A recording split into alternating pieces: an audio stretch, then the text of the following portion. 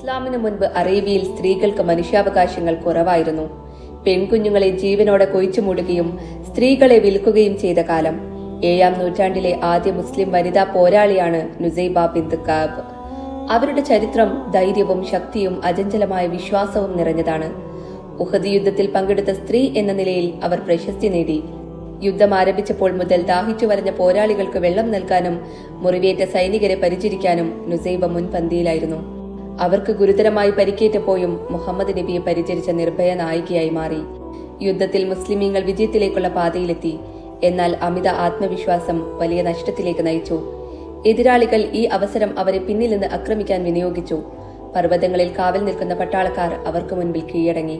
പ്രവാചകന്റെ പിതൃവ്യൻ ഹംസ ഉൾപ്പെടെ നിരവധി പ്രധാന മുസ്ലിമീങ്ങൾ അവിടെ കൊല്ലപ്പെട്ടു. തുടർന്ന് ഘോരമായ യുദ്ധം നടക്കുകയും മുഹമ്മദ് നബി സല്ലല്ലാഹു അലൈഹി വസല്ലമയ്ക്ക് പരിക്കേൽക്കുകയും ചെയ്തു. ഇത് കണ്ട് നുസൈബ തന്റെ വാളും വില്ലുമായി യുദ്ധക്കളത്തിലേക്ക് പാഞ്ഞു.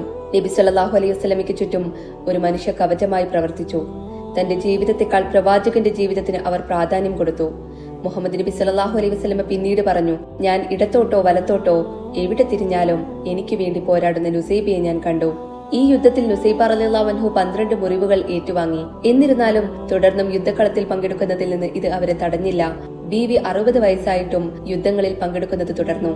മുറിവേറ്റപ്പോഴും ധൈര്യത്തോടെ വാളും വില്ലുമായി പോരാടി. ബീവിയും ബീവിയുടെ കുടുംബവും പ്രവാചകന് വളരെ പ്രിയപ്പെട്ടവരായിരുന്നു. ഒരിക്കൽ നുസൈബ റളിയല്ലാഹു അൻഹു നബി സല്ലല്ലാഹു അലൈഹി വസല്ലമയോട് ചോദിച്ചു, ഖുർആനിൽ ഇതുവരെ പുരുഷന്മാരെ മാത്രമേ അഭിസംബോധന ചെയ്തിട്ടുള്ളൂ. എന്തുകൊണ്ടാണ് ഖുർആനിൽ ഇതുവരെ അവതരിപ്പിക്കപ്പെട്ട മിക്ക സൂക്തങ്ങളും പുരുഷന്മാരെ മാത്രം അഭിസംബോധന ചെയ്യുന്നത്? അപ്പോൾ അള്ളാഹു വിശുദ്ധ ഖുർആനിലെ ഒരു സൂക്തം അവതരിപ്പിച്ചു. മുസ്ലിം പുരുഷന്മാരും സ്ത്രീകളും, വിശ്വാസികളായ പുരുഷന്മാരും സ്ത്രീകളും, അനുസരണയുള്ള പുരുഷന്മാരും സ്ത്രീകളും, സത്യസന്ധരായ പുരുഷന്മാരും സ്ത്രീകളും, ക്ഷമയുള്ള പുരുഷന്മാരും സ്ത്രീകളും, എളിമയുള്ള പുരുഷന്മാരും സ്ത്രീകളും, ദാനശീലരായ പുരുഷന്മാരും ദാനധർമ്മികളും, നോമ്പുകാരനും നോമ്പുള്ള സ്ത്രീകളും, തങ്ങളുടെ പവിത്രത കാത്തുസൂക്ഷിക്കുന്ന പുരുഷന്മാരും സ്ത്രീകളും, അള്ളാഹുവിനെ കൂടെ കൂടെ സ്മരിക്കുന്ന പുരുഷന്മാരും സ്മരിക്കുന്ന സ്ത്രീകളും, അള്ളാഹു അവർക്ക് പാപമോചനവും മഹത്തായ പ്രതിഫലവും ഒരുക്കി വച്ചിരിക്കുന്നു.